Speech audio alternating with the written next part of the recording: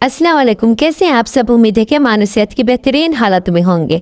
आज हम बनाएंगे बहुत ही बेहतरीन और मज़ेदार हरी मिर्च चटनी। इतनी मज़ेदार ये बनकर तैयार होती हैं। आप चाहें तो इसे चावलों के साथ या फिर दाल के साथ, रोटी के साथ ले सकते हैं। ये बहुत ही मज़ेदार बनकर तैयार होती हैं और आप इसे स्टोर भी कर सकते हैं 1 मंथ के लिए। आपका जब भी मन चाहे कुछ तीखा और मज़ेदार हो तो आप इसे निकाल कर गर्म कर रोटी के साथ ले सकते हैं। आइए फिर रेसिपी की स्टार्ट करते हैं। बिस्मिल्लाहिर्रहमानिर्रहीम। पहले हमने यहाँ पर लिया था 1 अदद टमाटर, 1 अदद प्याज, लहसुन, 1 कुटली और हरी मिर्चें ली है यहाँ पर मैंने आधा किलो, और यहाँ पर 1 अदद मैंने शिमला मिर्च की भी ऐड की थी। अब इन सब को हम अलहदा अलहदा ब्लेंड करेंगे। ये सारी चीज़ें मैंने ब्लेंड कर ली है।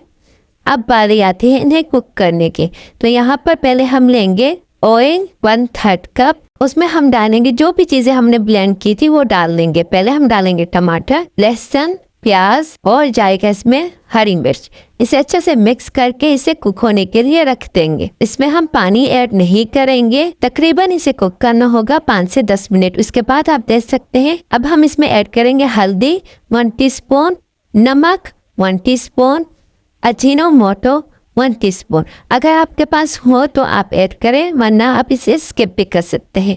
अच्छे से मिक्स करेंगे। दोबारा से हम इसे 10 से 12 मिनट कुक करेंगे। चटनी हमारी रेडी हो चुकी है। अब हम इसे जार में निकाल लेंगे। तो उम्मीद है कि ये रेसिपी आपको पसंद आई होगी। अगर आई है तो प्लीज़ लाइक, कमेंट और सब्सक्राइब करना मत भूलिएगा। अपनी दुआ में मुझे हमेशा याद रखिएगा और फिर मिलते हैं नई वीडियो के साथ, नई रेसिपी के साथ। खुदा हाफिज़।